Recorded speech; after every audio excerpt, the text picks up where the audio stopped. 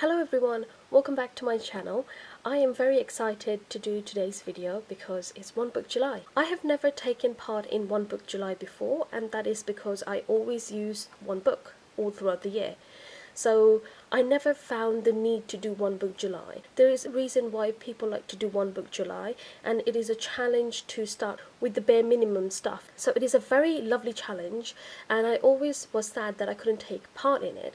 And this year I was thinking I do want to take part in it, but I don't know how to take part in it. That's when Romani released a video where she explained that there are no rules to this challenge. There are some guidelines that you can use. And that's it. That was when the ice broke for me. I was like, I'm going to take part in it no matter what. So I came up with a way where I can take part in it, and it is the version 2, I think. It was the one with the project. Now I will explain it to you what sort of project I'm thinking about. I'm one of those people. I am on a budget right now. I restrict myself to buy anything.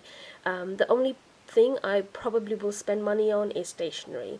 Anything else I really don't spend money on. So sometimes I can get a bit sad when I see people left and right buying stuff and sharing it with other people. And I'm not telling it's a bad thing, I'm telling it's a great thing. But it can be quite sad to see that everyone's buying something new and here I am using my same old thing over and over again. I'm not that unfortunate. I have a lot of things in my life.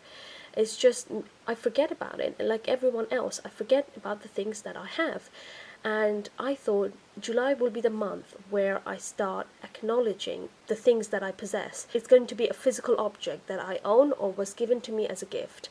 I'm not going to put friends, family, pets. So my One Book July is targeting things that I already have. I'm talking about objects I own and I have in my collection already, and I stopped giving love to them. And when I start using them, I realize, oh my god, I love this thing. Why haven't I used it before, or why haven't I used it more often? So this is going to be my One Book July challenge. I made a tip-in that I will make available on my blog if you guys are interested to do something similar. So here is the tip-in.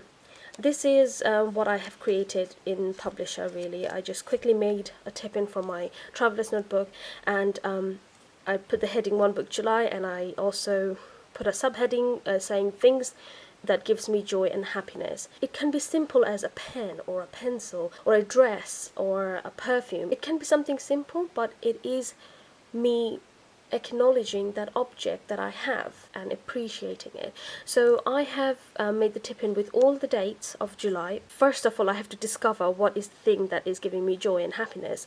It could be as simple as a pen that I'm using or a book I'm reading. I could just write the name of the thing. This is my project. I'm going to write all the things that gives me joy and happiness. So each day I'll find an object from my possession. I'm not going to go out and buy a new thing. I'm going to shop in my own home. I'm going to see what I have already in my collection, and I'll write it down, one item each day. When One Book July ends, I can take off that tip-in and put it in my journal, and I can journal about it. I can reflect on the things that I've found. I can start appreciating my stuff a bit more.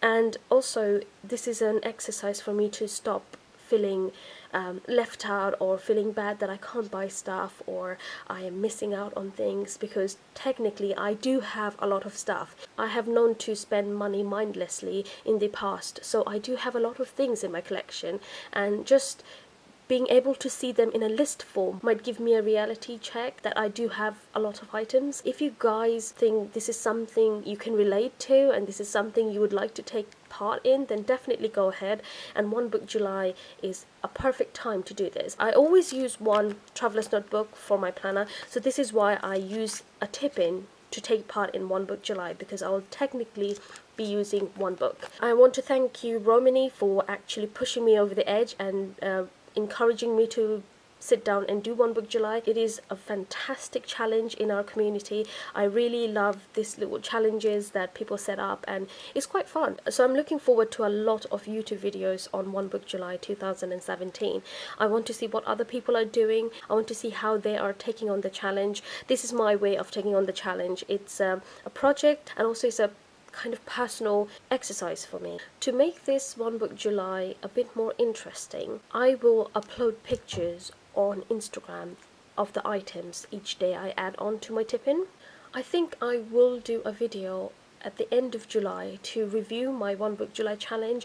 I will tell you what are the difficulties that I've faced, what are the things that I've learned about myself, and also feel a bit good about myself. So if you guys would like to do something similar to what I am doing, then head over to samsamstation.com and the free tip-in download will be available for you. Or if you don't want to use my tip-in and want to make your own, then definitely go ahead. It's not really hard. I think you can do it on Word. In fact, you don't even have to use the computer. You can just grab a piece of paper and start drawing it.